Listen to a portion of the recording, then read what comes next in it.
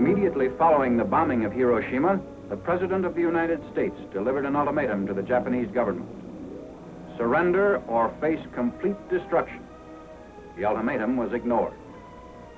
At 10:58 the morning of August 9th, Japanese time, the second atomic bomb was exploded over the industrial seaport city of Nagasaki. Almost the entire population of 230,000 people was engaged in the manufacture of arms, munitions, and other war products.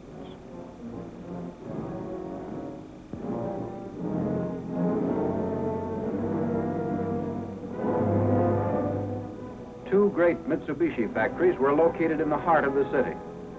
To the north, one of the world's largest torpedo plants, and further south, the huge steel and arms works.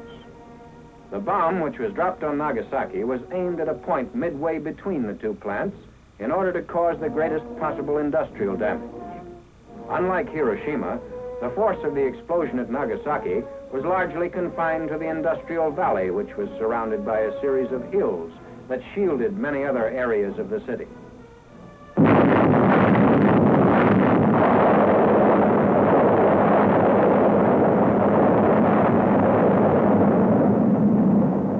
A great towering mushroom effect could be seen going higher and higher and reaching into the stratosphere.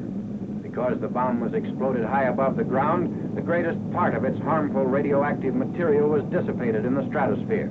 As a result, the area under the explosion was relatively free from radioactivity. Persons entering Nagasaki shortly after the explosion to do rescue work sustained no ill effect or injury.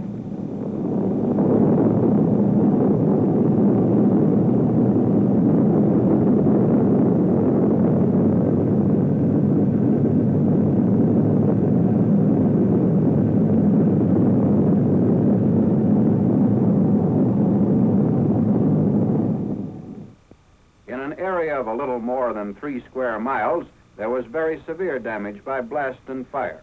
Most buildings were reduced to rubble. Still recognizable from the air are the skeleton remainders of the Mitsubishi plants, the large steel and arms works, and the ordnance factory devoted to the manufacture of torpedoes.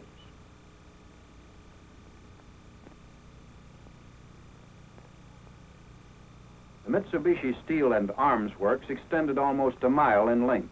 Its buildings were modern and typical of American industrial construction, having steel frames and roof and siding of corrugated metal or asbestos. Buildings of reinforced concrete still stand amid the wreckage of steel frames. Some smokestacks survived. They offered comparatively little resistance to the blast. But as in Hiroshima, the directional force bent steel and stripped corrugated metal from the framework of the building.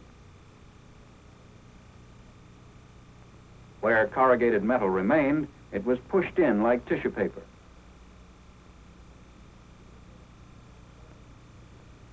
These buildings show a varying degree of destruction depending upon proximity to 0 point and building strength.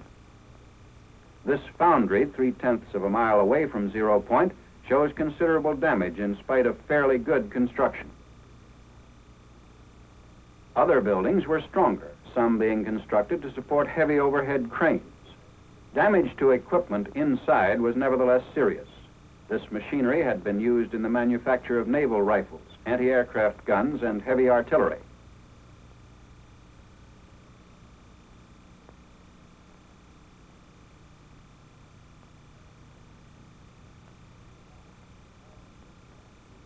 In the valley, homes were scattered through factory areas.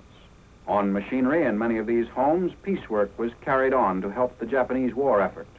Blast and secondary fire destroyed the lightly constructed buildings, in many cases leaving damaged equipment. Photographed from 0 point, this area of 3 1/10 square miles shows almost utter devastation by blast and fire.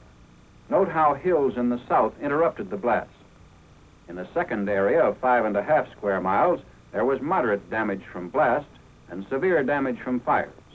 The total area of damage covered almost 42 1/2 square miles, ranging from complete destruction to damaged roofs and broken windows. The greatest distance at which damage was measured was 12 miles, where, through a peculiar focusing of concussion, workers' barracks were knocked down.